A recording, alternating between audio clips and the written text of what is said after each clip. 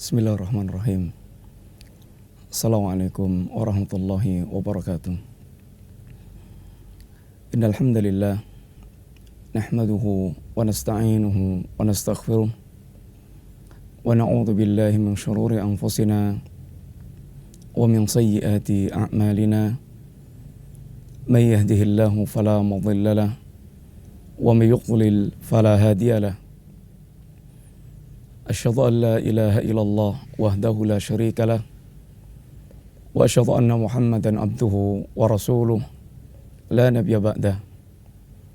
Allahumma salli wa sallim wa barik ala nabiyyika al-mustafa wa ala alihi wa sahbihi wa man tabi'ahum bi ihsanin ila yaumiddin. Alhamdulillah, para pemirsa yang dirahmati Allah Subhanahu wa taala, kembali kita berjumpa dalam kajian Silsilah Akidah, sebuah kajian yang cukup mendasar dalam agama kita, yang selayaknya setiap kita berusaha untuk memahami karena pentingnya permasalahan ini.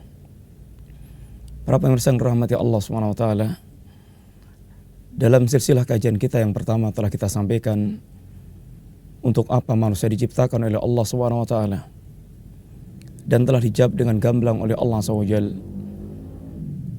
bahwasanya kita diciptakan Allah dalam rangka untuk mengabdi dan beribadah kepada Allah SWT, mentauhidkan Allah dalam semua ibadah yang kita lakukan. Wa ma khalaqtul jinna wal insa illa liya'budun ma uridu minhum min rizqin wa ma uridu ayyut'imun. Demikian pula telah kita sampaikan pada silsilah kajian yang kedua, kenapa kita mesti harus beribadah kepada Allah SWT? Apakah Allah membutuhkan ibadah kita? Ataukah apa di balik hikmah Allah SWT memerintahkan kita beribadah kepada Allah SWT apabila Allah tidak membutuhkan kita? Maka sungguhnya ibadah kepada Allah SWT adalah haknya Allah, karena nikmat yang telah sekian banyak Allah berikan pada kita, bahkan tidak ada satu nikmat pun yang kita rasakan kecuali datangnya dari Allah SWT. Lalu kenapa kita beribadah kepada Allah SWT? Karena sungguhnya ibadah selain merupakan haknya Allah SWT, ibadah-ibadahnya merupakan makanan pokok yang akan memberikan kehidupan bagi ruhiyah kita, sehingga seorang tidak akan mendapatkan kebahagiaan hakiki dunia dan akhirat kecuali apabila dia beribadah kepada Allah Subhanahu wa taala. Karena apabila seorang dia tidak beribadah kepada Allah, maka sungguh dia akan terjatuh dalam penghambaan kepada selain Allah SWT. Sebagaimana ungkapan Al-Imam Ibn Al-Qayyim Al-Jauziyah rahimahullah taala, harabu min riqil ladzi khuliqu lah. Manusia mereka lari dari menghamba kepada Allah Subhanahu wa taala. Fabulu firiqis syaitan wal hawa. Akan tapi akhirnya mereka terjerumus dalam penghambaan kepada syaitan dan kepada al-hawa. Para pemirsa yang rahmati Allah SWT, mari kita lanjutkan kajian silsilah akidah kita. Setelah kita membahas dua permasalahan yang kita anggap cukup penting, dan itu merupakan dasar pembicaraan kita untuk kita berbicara akidah secara umum, akidah yang diajarkan oleh Allah SWT, akidah yang diajarkan Rasul kita SAW, dan akidah yang diwariskan oleh para sahabat Nabi kepada kita sekalian, yang itu semuanya merupakan sumber dalam kita memahami dan mengambil akidah, sehingga merupakan akidah yang shafiyah, akidah yang bening dan lurus, akidah yang tidak ada penyimpangan di dalamnya. Ma'asyiral muslimin, para pemirsa yang rahmati Allah Subhanahu wa taala, sesungguhnya bicara masalah akidah, lebih-lebih di zaman kita sekarang ini, sebuah kebutuhan, bahkan kebutuhan yang bisa dibilang kebutuhan yang mutlak. Ada alasan penting kenapa kita mesti membicarakan masalah akidah. Di antaranya kita melihat fenomena yang merebak di tengah-tengah masyarakat kita. Betapa sangat banyak fenomena-fenomena yang merupakan amaliyah yang bertentangan dengan akidah seorang muslim, akidah orang yang telah mengucapkan dua kalimat syahadat, asyhadu an la ilaha illallah wa asyhadu anna Muhammad Rasulullah. Di depan mata kita melihat, menyaksikan berbagai macam amaliyah yang menyedihkan tentu bagi orang yang mereka memahami permasalahan akidah dan memahami segala dampak yang berkaitan dengan penyimpangan akidah Islam.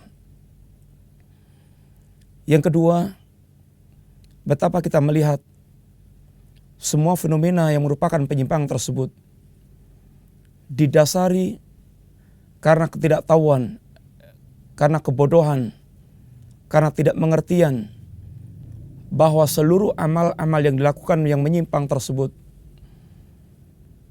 perkara yang bertentangan dengan agama dia, perkara yang sangat merusak agama dia. Mereka tidak sadar kalau perkara itu merupakan perkara yang akan menghancurkan agama dia, sehingga mereka melakukan seakan tanpa dosa dan tanpa beban. Yang ketiga, di tengah-tengah umat yang telah tersebar kebodohan yang seperti ini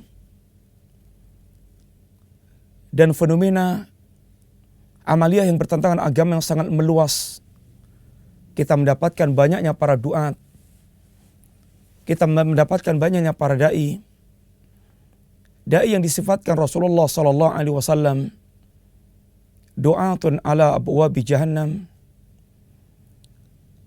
yang mereka memimpin umat, akan tapi memimpin umat dalam kepemimpinan dikatakan Nabi a'immatul mudhillun, para pemimpin yang menyesatkan.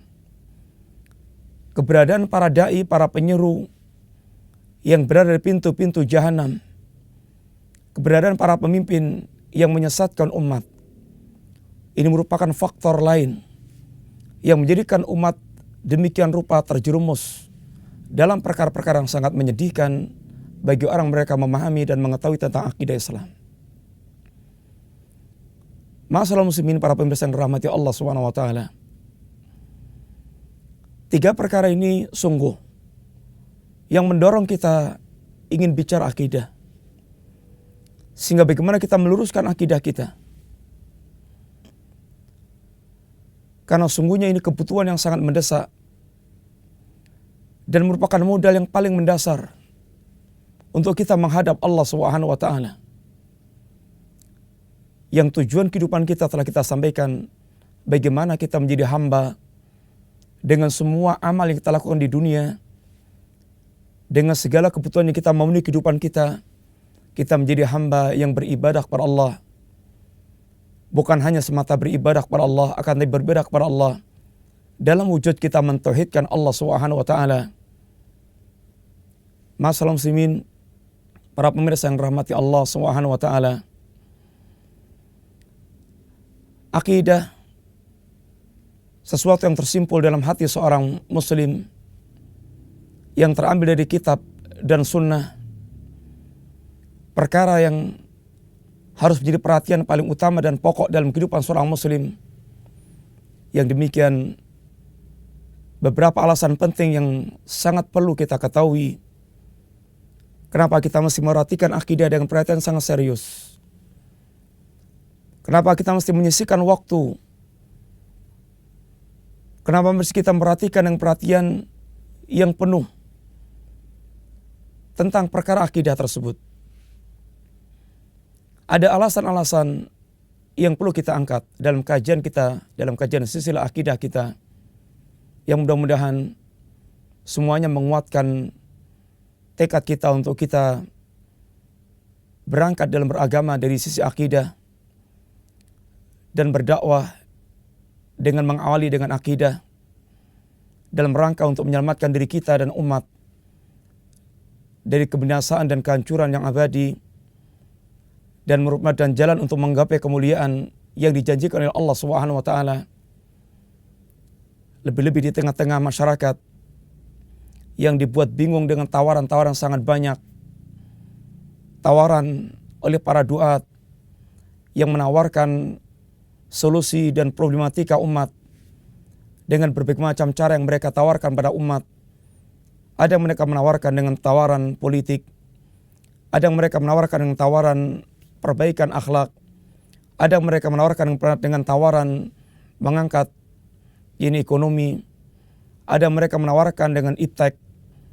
Ini semuanya tampil di tengah-tengah umat yang dia tawarkan itu sebagai solusi perbaikan umat, mengangkat derajat umat, menggapai kejayaan umat, dan seterusnya.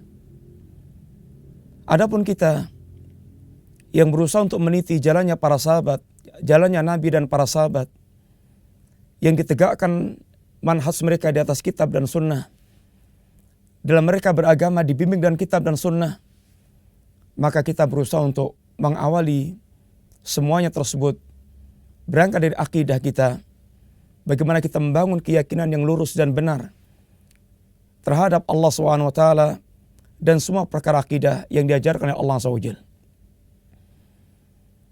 Alasan-alasan penting yang layak kita angkat.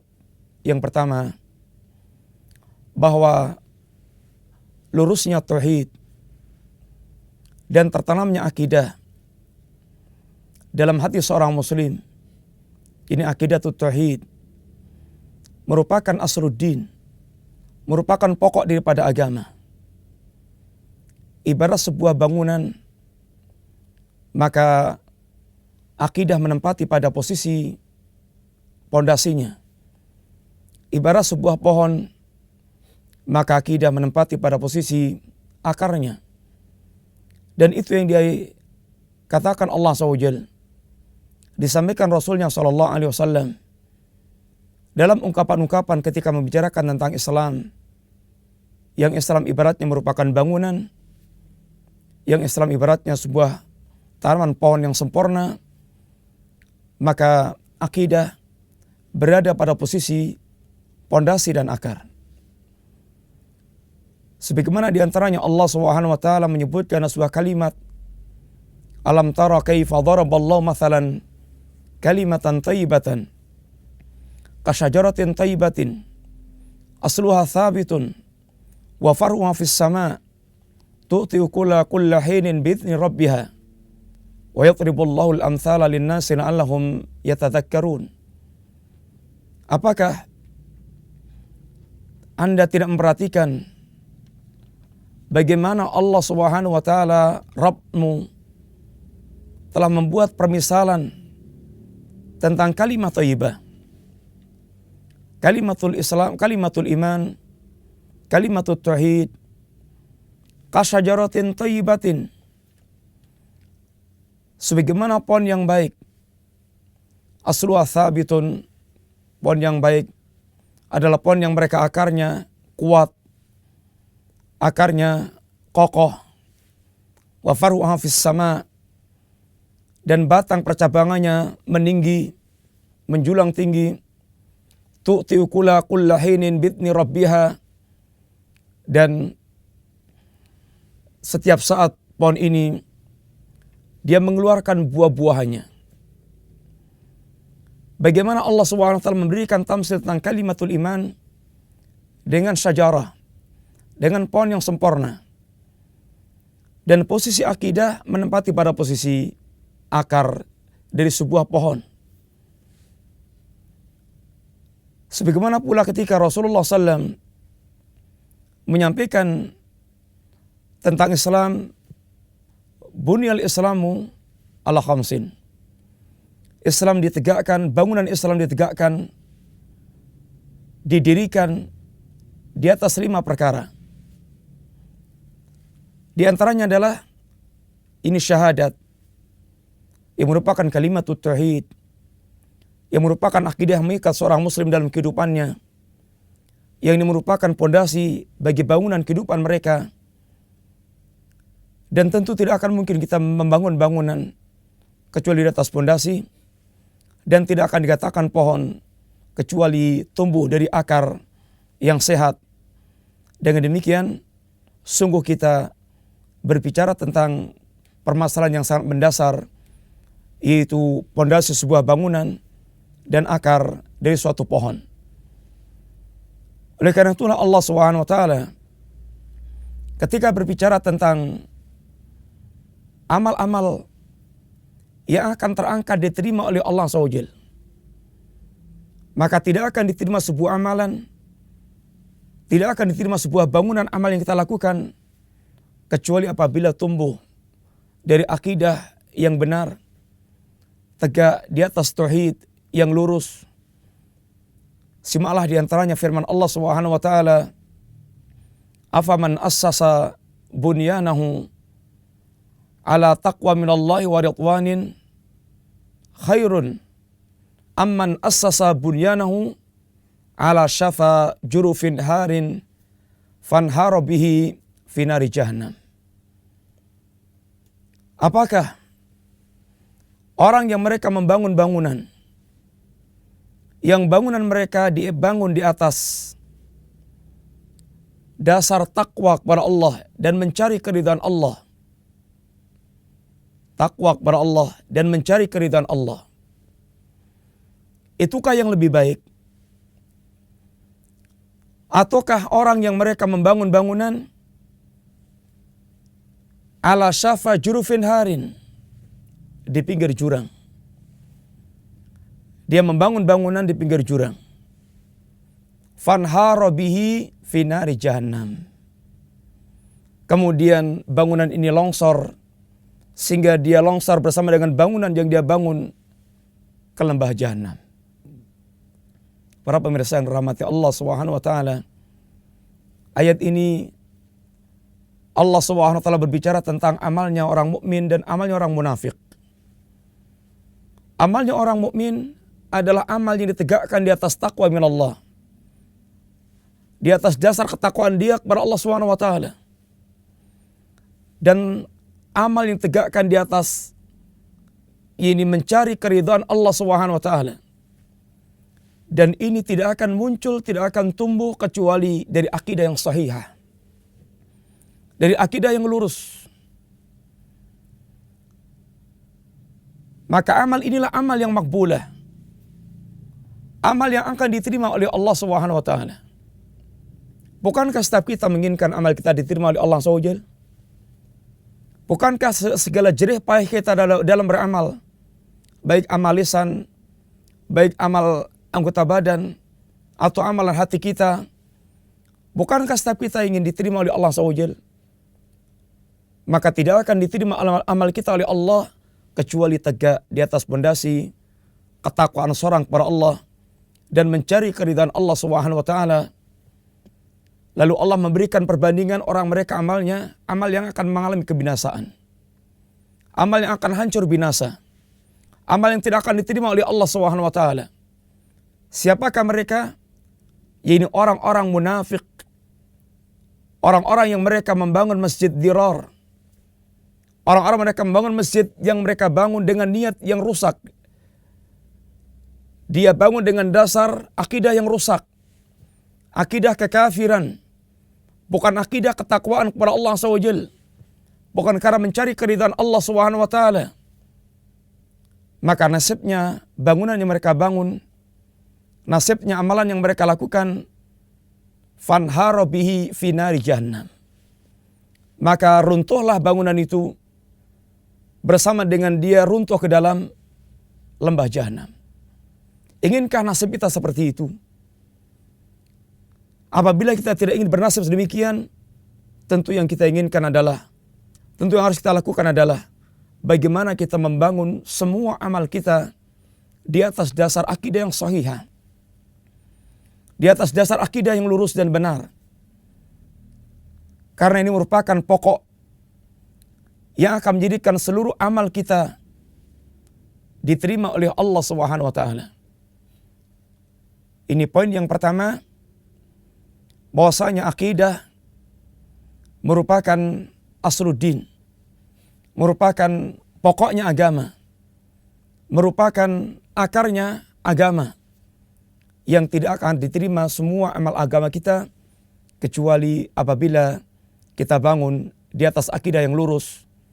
Apabila tidak, nasibnya adalah wa qadimna ila ma amilu min amalin faja'alnahu haba'an mansura.